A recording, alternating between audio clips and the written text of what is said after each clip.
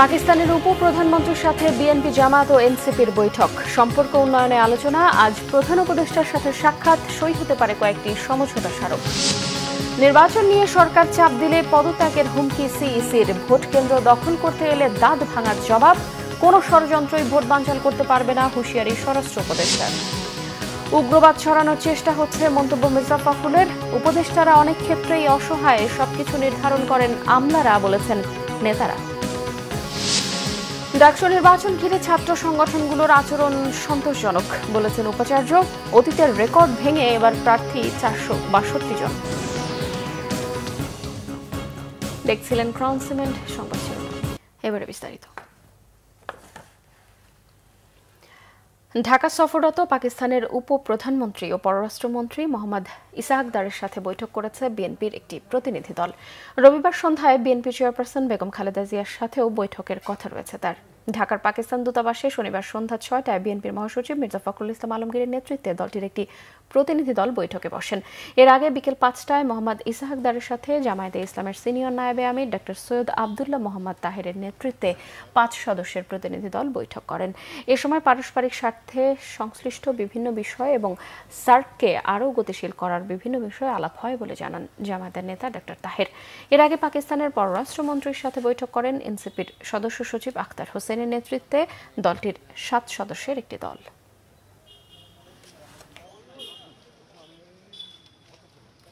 সৌজন্য সাক্ষাতের জন্য ওনারা আমাদেরকে দাওয়াত দিয়েছিলেন। আমরা 5 সদস্য একটা ডেলিগেশন পাকিস্তানের ডেপুটি প্রাইম মিনিস্টার এবং ফরেন মিনিস্টারের সাথে তাদের আমন্ত্রণে এখানে এসেছি এবং সৌজন্য সাক্ষাৎ হয়েছে। আমাদের সাথে দুই দেশের স্বার্থ সংশ্লিষ্ট বিষয়, একটা আঞ্চলিক বাণিজ্য এবং পারস্পরিক কীভাবে আরও সম্পর্ক বৃদ্ধি করা যায় এসব বিষয়ে আলোচনা হয়েছে। এর আগে 3 দিনের সফরে শনিবার ঢাকায় পৌঁছেছেন পাকিস্তানের উপপ্রধানমন্ত্রী ও পররাষ্ট্রমন্ত্রী ইসাহাক দার। দুপুর 1টার পর হযরত শাহজালাল আন্তর্জাতিক বিমানবন্দরে তাকে স্বাগত জানান পররাষ্ট্র সচিব আসাদ আলম সিয়াম। পাকিস্তানের পররাষ্ট্রমন্ত্রীর সফরে বেশ কয়েকটি দ্বিপক্ষীয় সহযোগিতার চুক্তি সই হবে। পররাষ্ট্রমন্ত্রী ইসাহাক দার রবিবার বিকেলে প্রধান উপদেষ্টা ডক্টর মোহাম্মদ ইউনূসের সাথে সৌজন্য সাক্ষাৎ করবেন। এছাড়াও একই দিন সকালে পররাষ্ট্র উপদেষ্টা তৌহিদ হোসেনের সঙ্গে একান্তে এবং পরে দ্বিপক্ষীয় বৈঠক করবেন তিনি। ওই বৈঠকে বাণিজ্য, সংস্কৃতি, গণমাধ্যম, প্রশিক্ষণ ও ভ্রমণ বিষয়ে বেশ কয়েকটি সহযোগিতামূলক সমঝোতা স্মারক সই হবে। পররাষ্ট্রমন্ত্রী পর্যায়ের দ্বিপক্ষীয় বৈঠকে পাকিস্তানের সফররত বাণিজ্য মন্ত্রী জাম কামাল খানও যোগ দিতে পারেন বলে জানা গেছে। সুশীল সমাজ ও ব্যবসায়ী প্রতিনিধিদের দলের সাথেও পাকিস্তানের পররাষ্ট্রমন্ত্রীর বৈঠকের কথা রয়েছে। পাকিস্তানের 2 জন মন্ত্রীর ঢাকা সফরের মধ্য দিয়ে বাংলাদেশ পাকিস্তান সম্পর্ক জোরদার হবে বলেও আশা বিশ্লেষকদের। এর আগে 2012 সালে পাকিস্তানের তৎকালীন পররাষ্ট্রমন্ত্রী হিনা রাব্বানী খার বাংলাদেশ সফরে এসেছিলেন। প্রধান নির্বাচন কমিশনার এএমএম নাসির উদ্দিন জানিয়েছেন, নির্বাচন নিয়ে সরকারের পক্ষ থেকে কোনো অনৈতিক চাপ এলে পদত্যাগ করবেন তিনি। যারা ভোট কেন্দ্র দখলের স্বপ্ন দেখছেন তাদের স্বপ্ন কোনোদিনও পূরণ হবে না বলে জানান সিইসি। সংবিধানে পিআর পদ্ধতিতে নির্বাচনের কথা নেই বলেও জানান তিনি। বৃহস্পতিবারের মধ্যে ঘোষণা হতে পারে নির্বাচনের রোডম্যাপ। রাজশাহী থেকে পরিতোষ চৌধুরী আদিত্যের তথ্য ছবিতে ডেস্ক রিপোর্ট। রাজশাহী অঞ্চলের প্রধান কর্মকর্তাদের সঙ্গে ত্রয়োদশ জাতীয় সংসদ নির্বাচন বিষয়ে মতবিনিময় সভা করেছেন প্রধান নির্বাচন কমিশনার এএমএম নাসির উদ্দিন। দেশ জাতি আমাদের দিকে তাকিয়ে আছে, ইতিহাস আমাদের দিকে তাকিয়ে আছে। এ সময় তিনি বলেন, নির্বাচন নিয়ে সরকার চাপ দিলে তিনি পদত্যাগ করবেন। ভোট জালিয়াতিতে যারা জড়িত ছিল, সহউদ্যোগে জড়িত ছিল, তাদেরকে তো অবশ্যই আমরা এই দায়িত্বে রাখবো না। আমার বিশ্বাস আমার অফিসাররা আগের মতো সেরকম আগে করেছে, যেহেতু আগে চেয়েছে, আগে নির্বাচন কমিশন থেকে অনেকে চেয়েছে, আগে সরকার চেয়েছে, কিন্তু আমাদের তো এখন সেরকম কোনো সমস্যা নাই। আমাদের এখানে এই সরকার তো এ পর্যন্ত তো চাই নাই, আমাদের বলতে দ্বিধা নাই। যেদিন সরকার চাইবে সেদিন নাসিরউদ্দিন এই চেয়ারে থাকবে না। সিইসি আরও বলেন, ভোট আসতে আসতে আইন শৃঙ্খলা পরিস্থিতির উন্নতি হবে। যারা ভোট কেন্দ্র দখলের স্বপ্ন দেখছেন তাদের স্বপ্ন কখনো পূরণ হবে না। যারা অস্ত্রবাজি করে ভোটে জিততে চাইবেন তাদের জন্য দুঃসংবাদ অপেক্ষা করছে।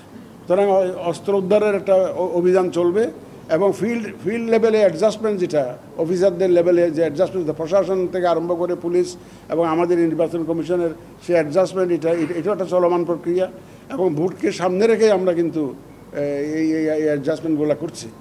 কোন পদ্ধতিতে নির্বাচন অনুষ্ঠিত হবে এই বিতর্ক নিয়ে প্রধান নির্বাচন কমিশনার বলেছেন, আনুপাতিক পদ্ধতি বা পিআর পদ্ধতিতে নির্বাচন সংবিধানে নেই, সংবিধানের বাইরে যাওয়া সম্ভব নয়। অন্যায় কোনো হুকুম আমাদের তরফ থেকে যাবে না এবং অন্যায় কোনো আবদার কারো কাছ থেকে আমরা শুনবো না। আমরা একদম সম্পূর্ণ নিরপেক্ষভাবে যাতে কাজ করি, পেশাদারিত্বের সাথে কাজ করি, সেইটা নিশ্চিত করার জন্যই কিন্তু আমি এই ফিল্ড ভিজিটে আসি। দেখেন, পিআর পদ্ধতি তো বিভিন্ন রাজনৈতিক দল দাবি করতেছে, এটা তো আমাদের কনস্টিটিউশনে নাই, আর কোনো আইনেও নাই। আমরা শাসনতন্ত্র এবং আইন দ্বারা গাইডেড, এর বাইরে আমরা যেতে পারি না। যদি এইরকম কোনো আইন হয়, পিআর পদ্ধতিতে হয়, ওই জন্য যে কোনো আইন হয়, শাসনতন্ত্র যদি পরিবর্তন হয়, সেটা একটা ভিন্ন প্রসঙ্গ। এটা এখনও রাজনৈতিক আলোচনার পর্যায়ে আছে, তর্ক বিতর্কের পর্যায়ে আছে, এটা রাজনীতিবিদদের ব্যাপার। আমি এর মধ্যে ঢুকতে চাই না, ইলেকশন কমিশন এর মধ্যে ইনভলভ হতে চায় না। পরে প্রধান নির্বাচন কমিশনার রাজশাহী অঞ্চলের নির্বাচন কর্মকর্তাদের নির্বাচন বিষয়ে নানা দিক নির্দেশনা দেন। আমাদের কাজ হচ্ছে, সরকার যখন চাচ্ছে আমরা নির্বাচনটা অর্গানাইজ করা, আমাদের দায়িত্ব, আমরা এর মধ্যে থাকব। শর্মিলা কেয়া, বাংলা ভিশন নিউজ ডেস্ক। জনগণ নির্বাচনমুখী হলে কোনো ষড়যন্ত্রই কাজে আসবে না বলে জানিয়েছেন স্বরাষ্ট্র উপদেষ্টা অবসরপ্রাপ্ত লেফটেন্যান্ট জেনারেল জাহাঙ্গীর আলম চৌধুরী। প্রধান উপদেষ্টার ঘোষিত সময় অনুযায়ী ফেব্রুয়ারিতেই নির্বাচনের জন্য আইন শৃঙ্খলা বাহিনী সব ধরনের প্রস্তুতি নিয়েছে বলেও জানান তিনি। রিপোর্ট ফরুক বাবুর। বাংলাদেশ কৃষি উন্নয়ন কর্পোরেশনের বিএডিসি হিমাগার, কেন্দ্রীয় বীজ পরীক্ষাগার ও সবজি বীজ প্রক্রিয়াকরণ কেন্দ্র পরিদর্শন করেন স্বরাষ্ট্র ও কৃষি উপদেষ্টা জাহাঙ্গীর আলম চৌধুরী। এ সময় তিনি জানান, বৃষ্টির কারণে কৃষকের সবজি নষ্ট হয়ে যাচ্ছে, তাই দাম বেশি। পরে এক প্রশ্নের জবাবে তিনি বলেন, সামাজিক যোগাযোগ মাধ্যমে আওয়ামী লীগের নির্বাচন বানচালের চেষ্টা সফল হবে না। জনগণ যে সময় ভোটারমুখী হয়ে যাবে এবং পলিটিক্যাল পার্টিগুলোর জন্য ভোটারমুখী হয়ে যাবে, সেই সময় দেখবেন এই সব কিছু কেউ কোনো বাধা দিতে পারবে না। এটা হলো জনগণ হলো আমাদের মেইন ফ্যাক্টর এবং পলিটিক্যাল পার্টিগুলি এই যে নির্বাচন, তারা যে সময় নির্বাচনমুখী হয়ে যাবে, এখনই জনগণ কিন্তু নির্বাচনমুখী হয়ে গেছে, যেমন আপনারা নির্বাচনমুখী হয়ে গেছেন। নির্বাচনকে কেন্দ্র করে অবৈধ অস্ত্রের মহড়া বন্ধে উদ্যোগ নেওয়া হয়েছে বলেও জানান স্বরাষ্ট্র উপদেষ্টা। ক্ষেত্রে নির্বাচনের প্রস্তুতি যেভাবে নেওয়া দরকার আমরা ওভাবে প্রস্তুতি নিচ্ছি। আল্লাহ দিলে ফেব্রুয়ারি মাসে নির্বাচন করতে আমাদের কোনো ধরনের অসুবিধা হবে না। অস্ত্র কিন্তু একটা চলমান প্রক্রিয়া, এটা কিন্তু ডেইলি অস্ত্র উদ্ধার হচ্ছে। ইলেকশনের আগে আমরা আশা করতেছি প্রায় অস্ত্রই আমরা উদ্ধার করে ফেলব। এদিকে রাজধানীর দারুসালাম থানা পরিদর্শন করেন জাহাঙ্গীর আলম। মিরপুর এলাকায় সন্ত্রাসী কর্মকাণ্ড বেশি হয় এমন কথা উল্লেখ করে তিনি বলেন, আইন শৃঙ্খলার পরিস্থিতি স্বাভাবিক হচ্ছে। ফরুক বাবু, বাংলা ভিশন, ঢাকা। বিএনপি মহাসচিব মির্জা ফখরুল ইসলাম আলমগীরের অভিযোগ, মানুষ প্রগতিশীল চিন্তাকে ভিন্ন খাতে নিয়ে উগ্রবাদ ছড়িয়ে দেওয়ার চেষ্টা করা হচ্ছে। উপদেষ্টারা অনেক ক্ষেত্রেই অসহায়, কারণ আমলারাই সবকিছু নির্ধারণ করে দেয় বলে মন্তব্য করেন বিএনপি নেতারা। তারা জানান, যদি গণতান্ত্রিক নির্বাচন করা যায় তবে ভবিষ্যতে জবাবদিহিতা নিশ্চিত করা যাবে। রিপোর্ট করছেন সিকান্দার রহমান। সামাজিক সুরক্ষা নিয়ে অর্পণ আলোক সংঘের আলোচনা সভাটি হয় জাতীয় প্রেস ক্লাবে। বিএনপি মহাসচিব মির্জা ফখরুল ইসলাম আলমগীর বলেন, ছাত্র জনতার আন্দোলনে যে সুযোগ এসেছে তা কাজে লাগিয়ে বৈষম্যহীন বাংলাদেশ গড়তে হবে, তবেই গণ অভ্যুত্থান মূল্যায়িত হবে। আমি হতাশাবাদী লোক কখনোই ছিলাম না, আমি হতাশাবাদী হতেও চাই না, কিন্তু এটা তো সত্য কথা যে হতে হচ্ছে। আমি যখন একটা প্রগতিবাদী সমাজ দেখতে চাই, আমি যখন একটা মানুষের অধিকারকে প্রতিষ্ঠা করবার জন্য আপনার একটা সুষ্ঠু ব্যবস্থা চাই, আমি যখন আপনার জনগণের যে বৈষম্য কমিয়ে আনতে চাই, তার আর্থিক বৈশিষ্ট্য বৈষম্য সবকে কমিয়ে আনতে চাই, তখন যদি আমি দেখি যে সম্পূর্ণ ভিন্নভাবে ভিন্ন চিন্তা করা হচ্ছে এবং সেটাকে ডাইভার্ট করার চিন্তা করছে মানুষের চিন্তা ভাবনাগুলোকে এবং একটা উগ্রবাদ ছড়িয়ে দেওয়ার চেষ্টা করা হচ্ছে, তখন তো হতাশা আসবেই। ঢাকা রিপোর্টার্স ইউনিটিতে এক আলোচনায় বিএনপি স্থায়ী কমিটির সদস্য আমির খসরু মাহমুদ চৌধুরী জানান, মানুষের আকাঙ্ক্ষা পূরণ করতে না পারলে রাজনীতিতে তাদের জায়গা থাকবে না। শেখ হাসিনা পালিয়ে যাওয়ার পরে বাংলাদেশের জনগণের মনোজগতে যে পরিবর্তন এসেছে, যে প্রত্যাশা জেগেছে, যে আকাঙ্ক্ষা জেগেছে, যে রাজনীতিবিদ এবং যে রাজনৈতিক দল সেটা বুঝতে পারবে না, ধারণ করতে পারবে না, বাংলাদেশের রাজনীতিতে আগামী দিনে তাদের জন্য কোনো জায়গা থাকবে না। এদিকে তারেক রহমানের রাজনীতি গণ অভ্যুত্থানের সাবলিমিটি বইয়ের প্রকাশনা উৎসবের আয়োজন করে centre for development research CDR. রাজধানী ঢাকায় এয়ার কন্ডিশন রুমে বসে কেউ যদি সংস্কার করে আর ভাবে যে আমি সংস্কার করে দেব, এখানে ইলেকট্রিক বাতিগুলো জ্বলছে না, এখানে সুইচ আছে, আমি সুইচ টিপে দিব, সংস্কার হয়ে যাবে এক মুহূর্তে, আবার সুইচ অফ করে দেব, বাতি নিভে যাবে। পুরাতন প্রজন্ম থেকে নতুন প্রজন্মে যে রূপান্তর, সেটা কিন্তু ইলেকট্রিক সুইচের মতো হয় না। ঢাকা বিশ্ববিদ্যালয়ের থিয়েটার অ্যান্ড পারফরমেন্স স্টাডিজ বিভাগের সাবেক চেয়ারম্যান অধ্যাপক ডক্টর সাইফুল ইসলামের লেখা এই বইয়ের প্রকাশনা উৎসবে রাজনীতিবিদরা ছাড়াও শিক্ষাবিদ ও গবেষকরা উপস্থিত ছিলেন। সিকান্দার রেমান, বাংলা ভিশন, ঢাকা। নতুন সংবিধান ছাড়া নির্বাচনে না যাওয়ার ঘোষণা দিয়েছে জাতীয় নাগরিক পার্টি এনসিপি। শনিবার দলটির অস্থায়ী প্রধান কার্যালয়ে জুলাই সনদের খসড়া নিয়ে আয়োজিত সংবাদ সম্মেলনে এসব কথা বলেন দলটির সদস্য সচিব আখতার হোসেন। তিনি বলেন, আইনি ভিত্তি না দিলে জুলাই সনদে স্বাক্ষর করবে না এনসিপি। এ সময় নতুন সংবিধানের জন্য গণপরিষদ নির্বাচনের দাবিতে রাজনৈতিক দলগুলোকে একমত হওয়ারও আহ্বান জানান এনসিপির এই নেতা। তিনি বলেন, ৭২-এর মুজিববাদী সংবিধান অব্যাহত রেখে নির্বাচন করলে আবারও স্বৈরাচার ফেরার শঙ্কা রয়েছে। বিএনপি সংস্কার প্রস্তাবনা কতটুকু মন থেকে গ্রহণ করেছে তা নিয়েও প্রশ্ন তোলেন তিনি। যদি সরকার সামনে নতুন সংবিধানের বিষয়ে জুলাই সনদের বিষয়গুলোকে অপরিপূর্ণ রেখে সেটাকে বাস্তবায়ন না করে নির্বাচনের দিকে অগ্রসর হয়, সেই নির্বাচন বাংলাদেশের গণতন্ত্রকে সুরক্ষিত করতে পারবে না। সেই নির্বাচনে জাতীয় নাগরিক পার্টি অংশগ্রহণ করবে কিনা সে ব্যাপারে আমাদের এখনো পর্যন্ত আমাদের মধ্যে সংশয়ের জায়গা রয়েছে। সংস্কার প্রস্তাবনাগুলোকে বিএনপি আসলে কতটা মন থেকে গ্রহণ করে সে জায়গাতে একটা প্রশ্ন তৈরি করেছে। জাতীয় ঐক্যমত্য কমিশনের সদস্য বদিউল আলম মজুমদার বলেছেন, ৭২-এর সংবিধান বাংলাদেশের নাগরিকদের শৃঙ্খলাবদ্ধ করে রেখেছে। সেখানে ভোটাধিকার মৌলিক অধিকার হিসেবে স্বীকৃত না থাকায় আওয়ামী লীগ সহজেই তা হরণ করতে পেরেছিল। শনিবার বিকেলে আন্তর্জাতিক মাতৃভাষা ইনস্টিটিউটে জুলাই সনদের বিষয়ে আলোচনা সভায় এসব কথা বলেন তিনি। সকলের সাথে আলাপ আলোচনার মাধ্যমে জুলাই সনদ বাস্তবায়ন করা হবে বলেও জানান বদিউল আলম মজুমদার। এ সময় বিএনপির ভারপ্রাপ্ত চেয়ারম্যান তারেক রহমানের উপদেষ্টা মাহাদি আমিন বলেছেন, বিএনপি সংস্কারের মাধ্যমে জনগণের ক্ষমতায় বিশ্বাসী, আর জনগণের ক্ষমতার বাস্তবায়ন ঘটে নির্বাচনের মাধ্যমে। জুলাই গণঅভ্যুত্থানের শক্তিগুলোকে ঐক্যবদ্ধ থাকার আহ্বান জানান বক্তারা। এক বছরেও জুলাই সনদের আইনি ভিত্তি দিতে না পারায় অন্তর্বর্তী সরকারের সমালোচনাও করেন তারা।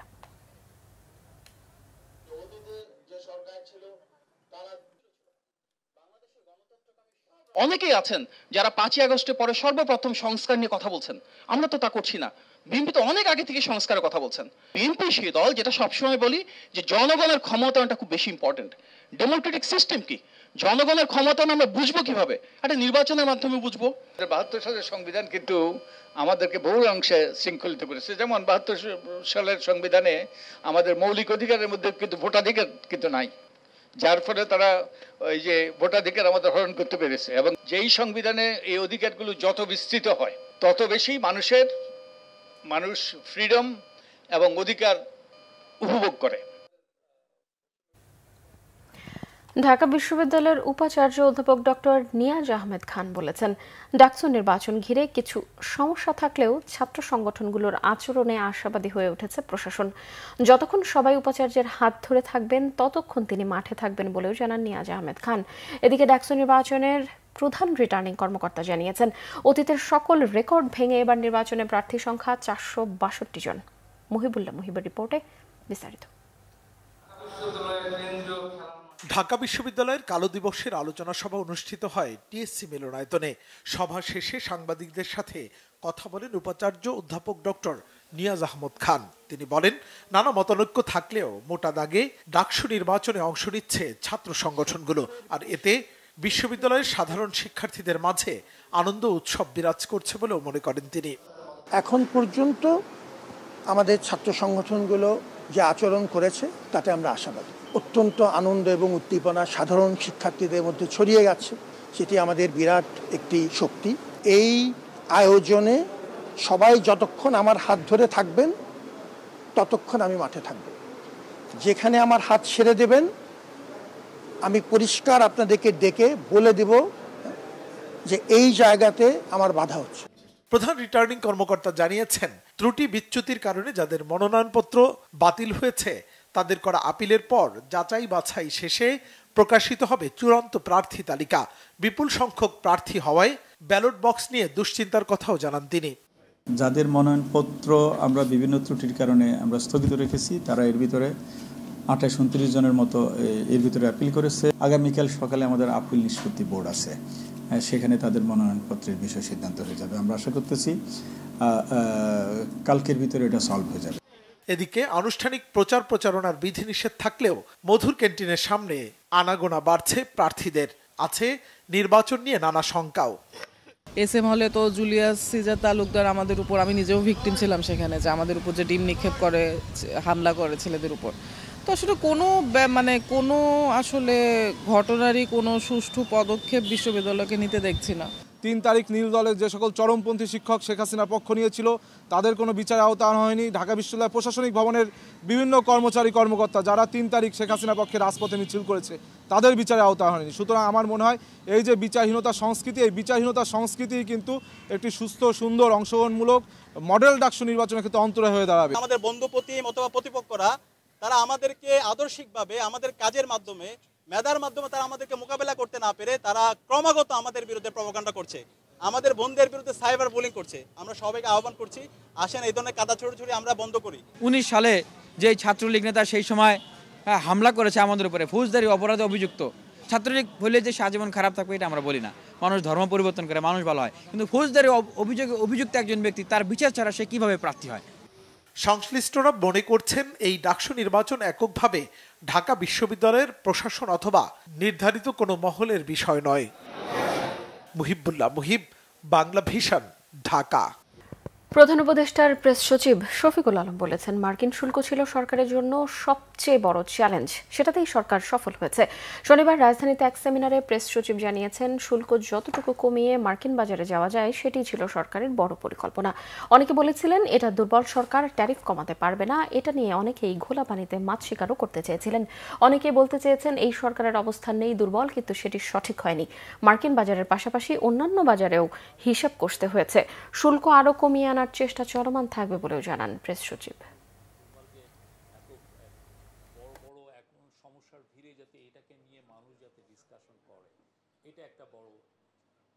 ইউএস ট্রেড ট্যারিফটাকে নিয়ে অনেকে বলতে চেয়েছেন যে এটা একটা দুর্বল government, interim government, it's not a political government না, তাদের কি ওই লেভারেজটা আছে কিনা ইউএস এর থেকে একটা বেটার ট্যারিফ টক্সের মাধ্যমে বেটার ট্যারিফটা নিয়ে আসার জন্য।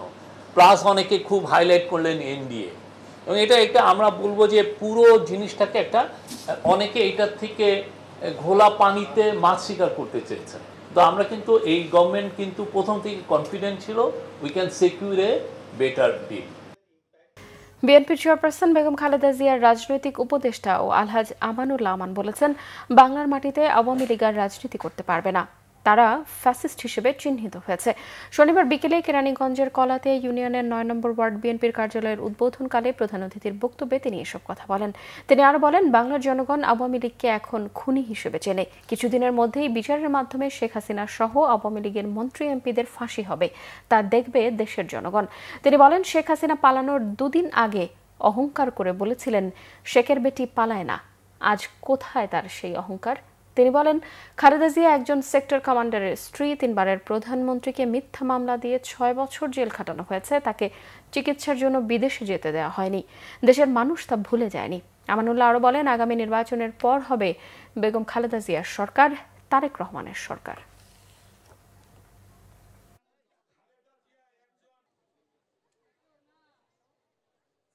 সরকার থেকে বলে দিছে আওয়ামী লীগ নিষিদ্ধ, সরকার থেকে বলে দিছে আওয়ামী লীগ ইলেকশন করতে পারবে না, সরকার থেকে বলেছে ইলিয়াস আলীকে গুম করেছে, চৌধুরী আলমকে গুম করেছে, সুমনকে গুম করেছে, হাজার হাজার ছাত্র জনতা আবু সাইদ ওয়াসিম সহ অনেককে হত্যা করেছে। অতএব খুনি হাসিনা সহ তার যে দোসর মন্ত্রী আছে সবার কিছুদিন পরে ফাঁসি হবে। দৈনিক যুগান্তর সম্পাদক ও প্রখ্যাত কবি আব্দুল হাই শিকদার বলেছেন, গত 16 বছরে নষ্ট রাজনীতি থেকে দেশকে উদ্ধার করেছে এদেশের তরুণ সমাজ। তারা কোনো স্বার্থ ছাড়াই মাতৃভূমির জন্য নিজেদের জীবন বিলিয়ে দিয়েছে। শনিবার খুলনা বিশ্ববিদ্যালয়ে 4th ন্যাশনাল ডিবেট কম্পিটিশন 2025-এর পুরস্কার বিতরণী অনুষ্ঠানে এসব কথা বলেন তিনি। বিশ্ববিদ্যালয়ের বিতর্ক ক্লাব নোয়াইক এর প্রতিযোগিতার আয়োজন করে। 28টি বিশ্ববিদ্যালয়ের বিতার্কিকরা এতে অংশ নেন। অনুষ্ঠানে আরও বক্তব্য রাখেন খুলনা বিশ্ববিদ্যালয়ের উপাচার্য রেজাল করিম, উপাচার্য প্রফেসর ডক্টর হারুনুর রশিদ খান, খুলনা বিশ্ববিদ্যালয় ছাত্র কল্যাণ বিষয়ক পরিচালক প্রফেসর ডক্টর নাজমুস সাদাত, বিতর্ক প্রতিযোগিতার বিচারক টিআইবির ডেপুটি কোঅর্ডিনেটর জাফর সাদিক সভাপতিত্ব করেন। বিতর্ক ক্লাব নোয়াইকের সভাপতি হিজবুল্লাহ তামিম। সংবাদ শেষ করব ক্রাউন 7 শিরোনামগুলো আরও একবার জানিয়ে। পাকিস্তানের উপপ্রধানমন্ত্রীর সাথে বিএনপি, জামাত ও এনসিপির বৈঠক, সম্পর্ক উন্নয়নে আলোচনা। আজ প্রধান উপদেষ্টার সাথে সাক্ষাৎ, সই হতে পারে কয়েকটি সমঝোতা স্মারক। নির্বাচন নিয়ে সরকার চাপ দিলে পদত্যাগের হুমকি সিইসির। ভোট কেন্দ্র দখল করতে এলে দাঁত ভাঙা জবাব।